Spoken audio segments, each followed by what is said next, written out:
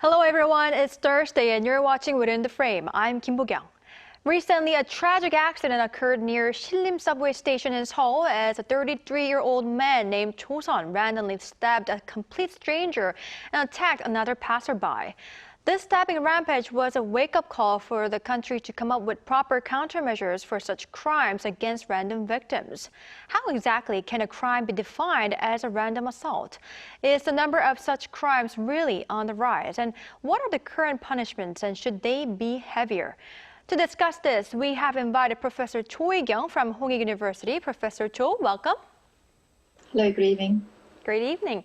And we also have Professor Paul Youngbin Kim from Seattle Pacific University. Professor Kim, thank you for your time. Good to be with you. All right, thank you for being with us. Now, first question to our Professor Cho. So it seems like we are hearing more of such unprovoked stranger assaults these days. Now, before we delve into specifics, how do we classify random assaults like this? I mean, is there any set definition? Currently, there isn't. There is no crime known as random assault or random homicide under our legal code at the moment. A murder is a murder, an assault is an assault, whether it's random or whether it's planned with a specific victim in mind. But there is a bill that's been introduced in the National Assembly that tries to define a random crime. And it's defined as an assault or an attack on two or more people causing bodily harm to them. And this is done indiscriminately, meaning that the victims are unspecified individuals. But I personally, as a legal scholar, I see a lot of problems trying to implement this kind of definition in the legal code. And I think the bill is going to have a very difficult passage in the National Assembly. Right, I see. So there is a pending bill to define such random assaults, but it is going to be difficult to define this thing. Now, Professor Cho, one more question. Though it is hard to define, is the number of cases of murder and assault by perfect strangers actually on the rise? Yes, we actually have some statistical evidence on that, at least for the last decade or decade and a half or so. Homicide by strangers, so people unknown to the victims, has been on the rise. Typically, murder is in most cases committed by people who are known to the victims. But in the recent years, we have certainly seen more murders that are taking place that have been committed by complete strangers, people who are completely unknown to the victim. In the past, when somebody was killed by a complete stranger, it was usually in association with another crime, such as violent robbery. So a robber comes in to rob the place, but then there is a person who's resisting, and the person gets killed in the process. And so outside, the times of war, it's very rare that somebody gets killed by a complete stranger. At least in Korea, but we are definitely seeing more of that in the recent years. Right, I see. So we have talked about the definition, how it is very difficult to define, and also how the number of such cases is on the rise. And now I'd like to tap on how mental illness is linked to such crimes. So Professor Kim, police said that they could not find any record of mental illness in the person charged over the Sillim assault since 2013. But acquaintances of Cho Seon have told the police that he has always been a loner and spent much of his time and money on alcohol and gambling. Now, though mental illnesses can never be an excuse for a crime, how is mental illnesses usually linked to crime, including such random attacks? As you implied in your question, most people with mental illness are not violent. I think that's important to clearly state so that we can debunk the myth that all mental illnesses lead to violence. Having said that, when a violent crime does occur, there are a host of risk factors that are involved. So severe mental illness might be one of them, but so can things be like substance use, adverse childhood events, and even things like the neighborhood climate that one grows up in. So it's the combination of these factors, both internal external and interpersonal, with severe mental illness that can pose a risk factor. But again, I like to say that most people with mental illnesses do not act in violent ways. Right, I see. Now, Professor Kim, as far as I know, 3 profilers reportedly conducted this psychopathy diagnostic test on Cho Seon. And what is the criteria for someone to be diagnosed as a psychopath? And if Cho Seon is one, what does that mean? Psychopathy is a persistent disorder characterized by a few really key features. One is a lack of empathy for another person's suffering. Another is a disregard for other people's rights. Yet another might be a sense of,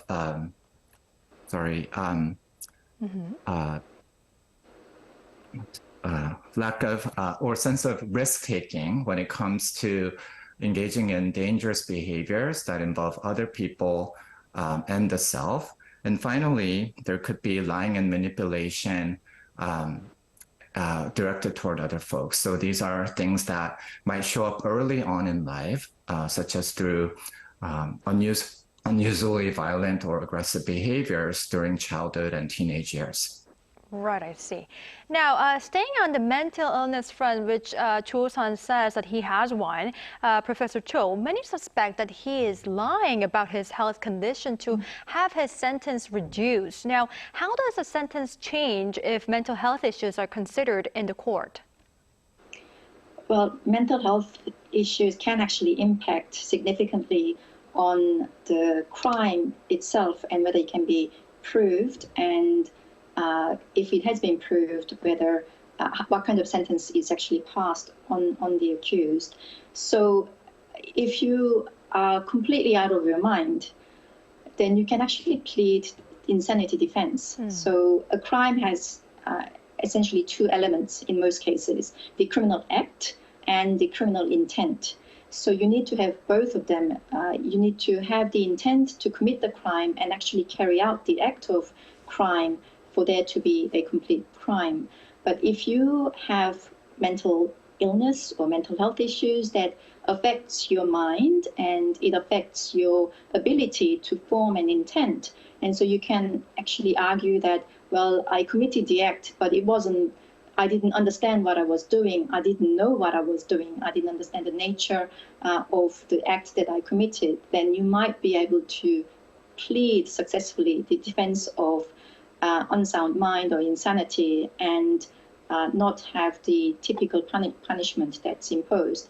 But in Cho Seon's case, I think what he's trying to do is to essentially argue being of unsound mind or having depression as a mitigating factor. So the Korean Supreme Court's sentencing guidelines do include being of unsound mind or being of weak body and mind. In English, we would typically say diminished capacity as an element that could mitigate sentencing.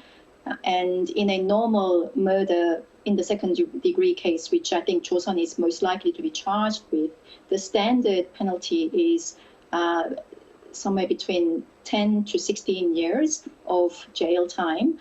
But if you successfully argue a mitigating circumstance, such as diminished capacity, the sentence may be reduced to something between 7 to 12 years. So I think what Cho Seon is trying to do is to argue diminished capacity.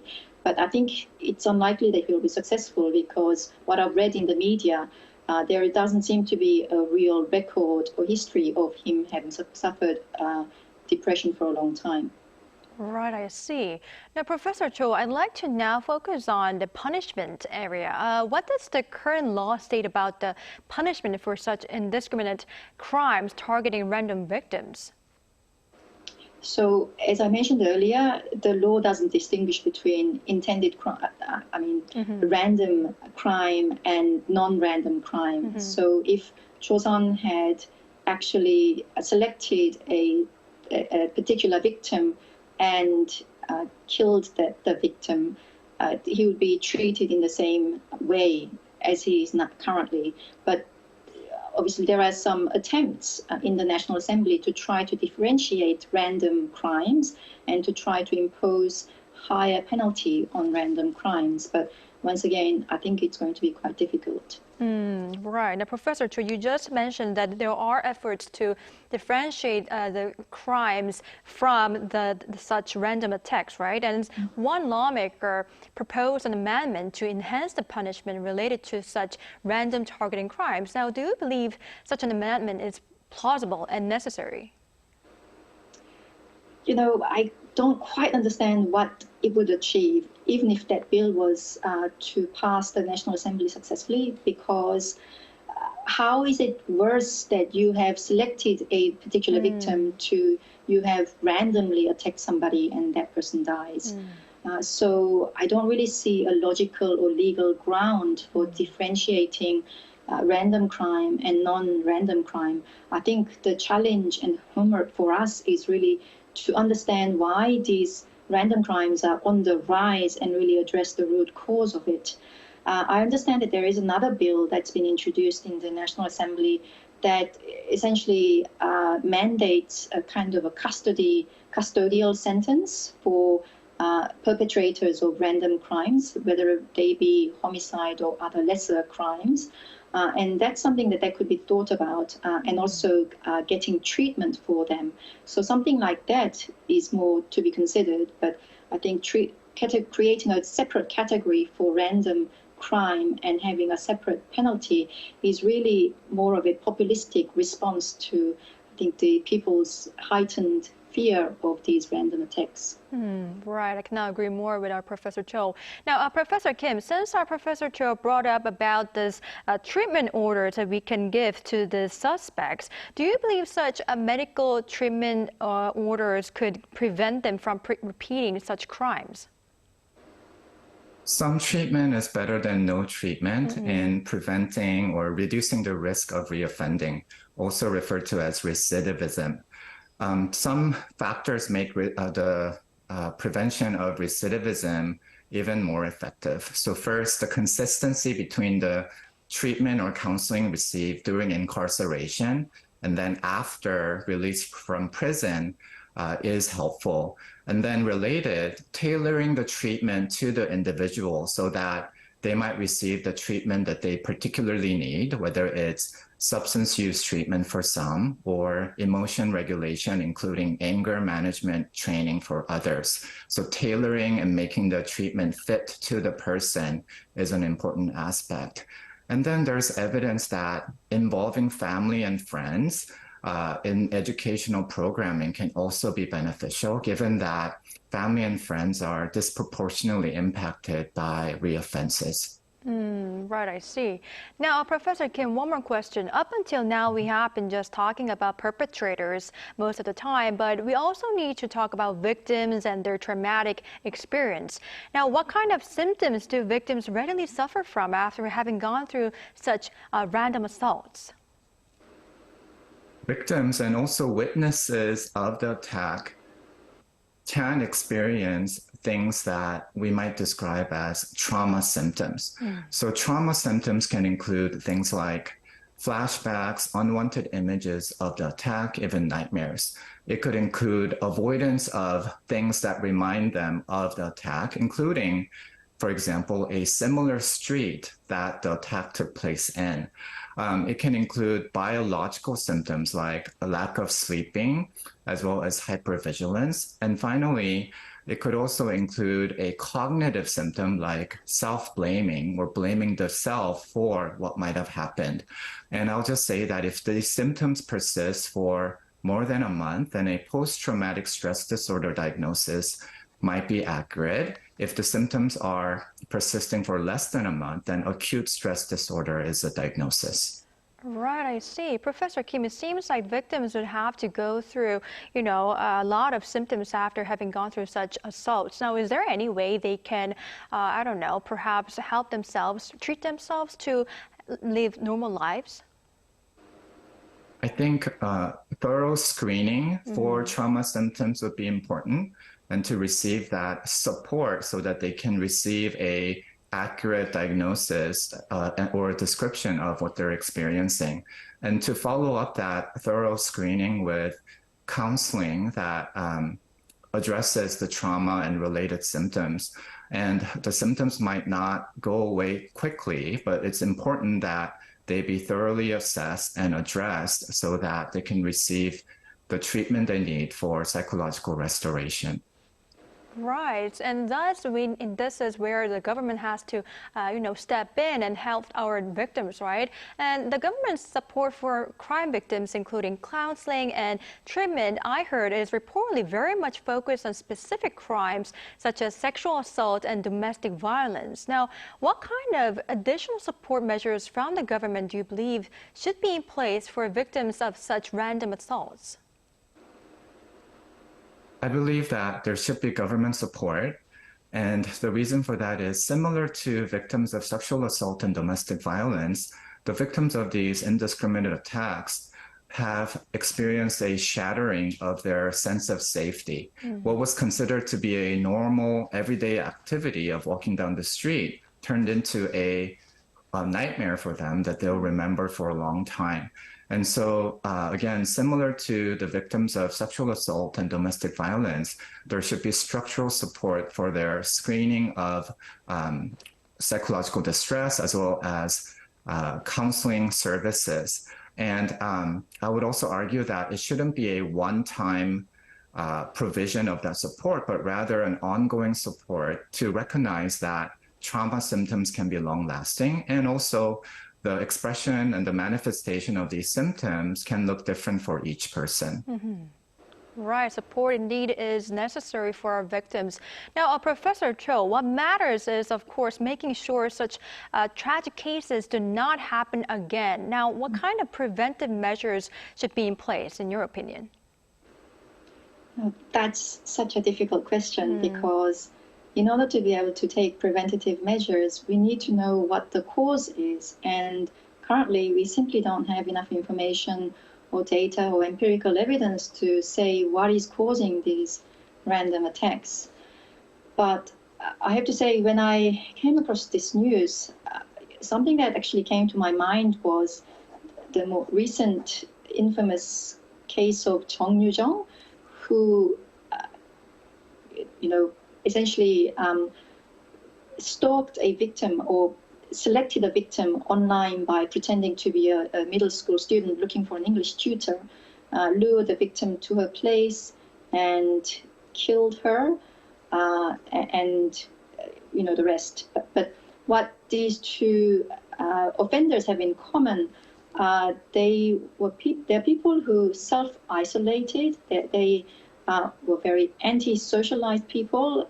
They are described by their acquaintances as loners and spent a lot of time by themselves online, isolated from other people. And I also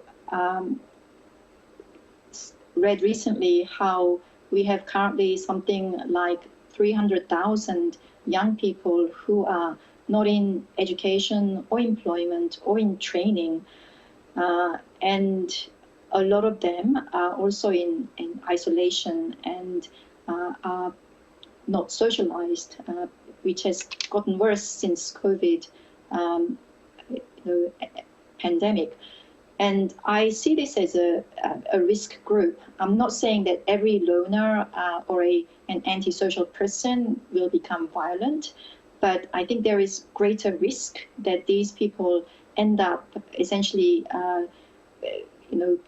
hiding themselves and closing themselves off in a world of their own, cut off from the society, and then start thinking about things that are, that are really unhealthy, and some manifestations of that becomes something like these kind of crimes. And so we really need to look at what is causing the increase of these random crimes, and also what we can do to help these risk groups.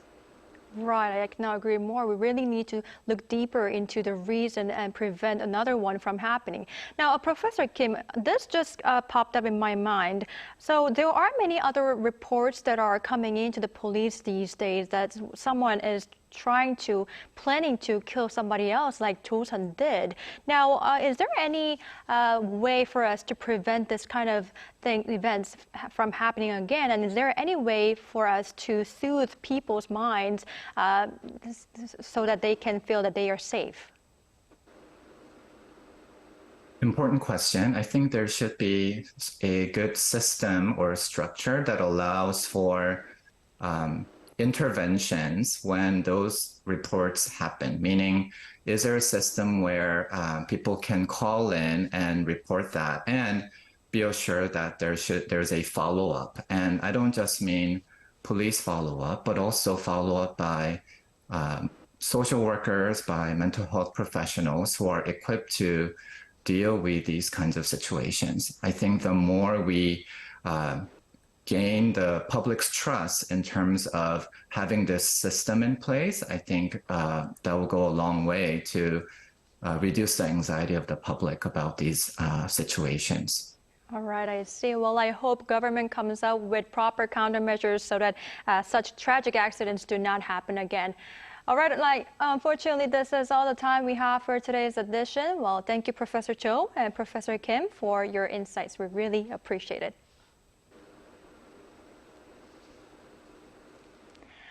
All right, that's all for Within the Frame tonight. We'll be back tomorrow with more in-depth stories. Thank you for watching, and goodbye.